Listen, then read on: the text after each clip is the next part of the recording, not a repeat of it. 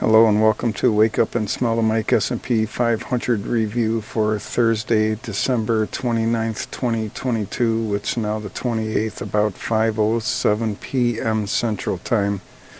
We start off in the S&P 500 daily chart in DeMark looking back to December 2021. I'll zoom into the current area now. The S&P 500 daily chart had the price flip to the buy setup count 1. And to negate that far end of day on the 29th, there must be a close above 3822.39 for the price flip to the sell setup count 1. And the S&P 500 daily chart is still under the auspices of the ATM pullback alert. So there's a little bit of consolidation. I do expect some upside. And there's no danger in qualifying any downside levels. So to the immediate downside is this ongoing demand line, and then right under there is the trend factor down 3 for support. And like yesterday on the 27th, if price decides to skyrocket and get above this 50% disqualified momentum up level, it will become qualified if it can hold it for end of day on the 29th. It has a lot to go through first. There's the disqualified trend factor down 2, the conversion line, and then there's a qualified supply projection from this qualified supply line, which did not become confirmed. From this bar here, there was an open on the 27th, 3843.34. And the close here was 3844.82, so it opened lower than this close on the 23rd, and that automatically disqualified it from becoming confirmed. And subsequently, it did have some more downside for today, the 28th.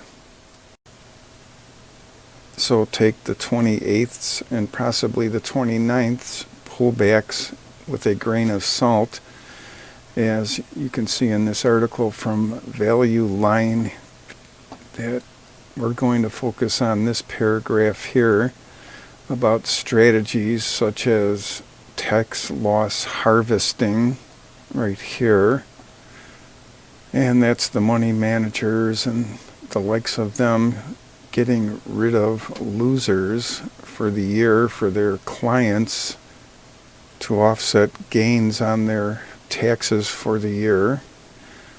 And the big losers are like Apple and Amazon, that served everybody well to get them to where they're at today, and they will lead another day, and today is not that day.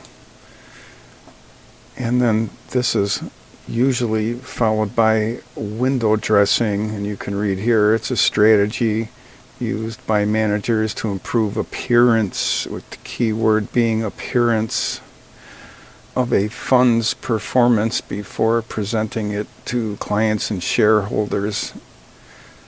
So there's still time for the Santa Claus rally, but for right now, they're getting rid of this year's losers and looking for the new leadership.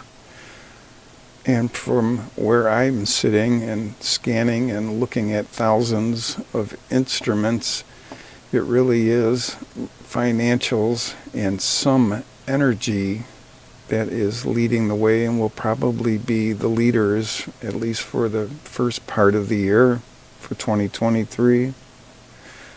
And of course, staples and healthcare, XLP, XLV, and they are becoming overvalued also now because everybody jumped to one side of the boat there. And thanks to Julius de Kempener for inventing the relative rotation graph here. So you can go to stock charts and get this. And moving forward further into the first quarter of the year, we're going to look for XLY, consumer discretionary, to start outperforming XLP, the staples sector. And here's the relative performance ratios of the consumer discretionary slash staples sector. So yeah, you can see discretionary is not having its day in the sun like staples, so we're going to look for when that turns around, similar to this here. Hopefully something more meaningful than that though. And while we're here, you can see the growth versus value here. So value is still having its day in the sun over growth. Here's the S&P 500 chart that shows the uptrend lines mostly in red and the ranges in light blue. I'll zoom into the current area now. Here's the last uptrend line right here, and you can see it's still acting as good support and resistance in these areas. And that level is at 3786.86.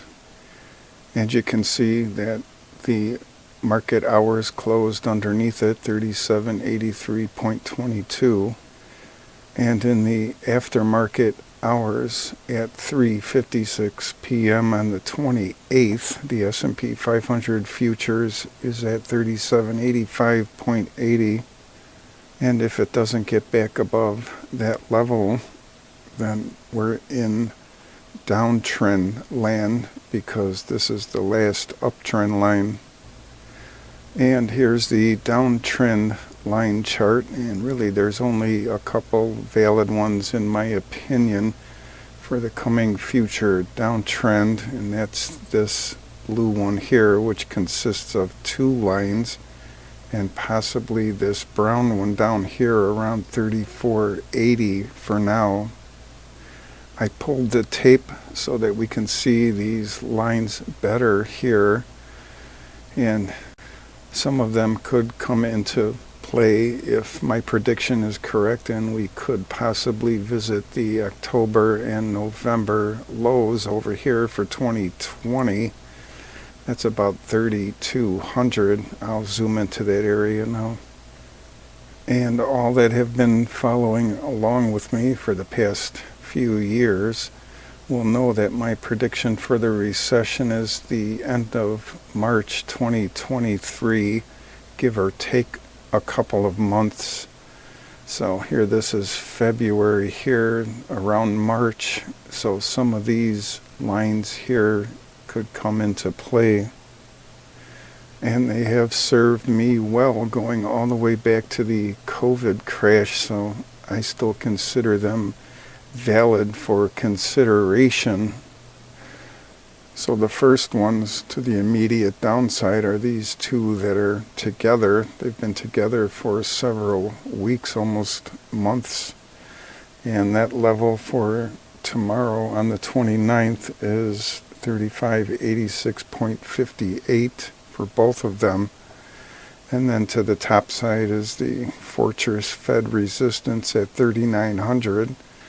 And price somehow heaves itself over the 3900 line, then it's up to this brown downtrend line, which for tomorrow is at 4036.66.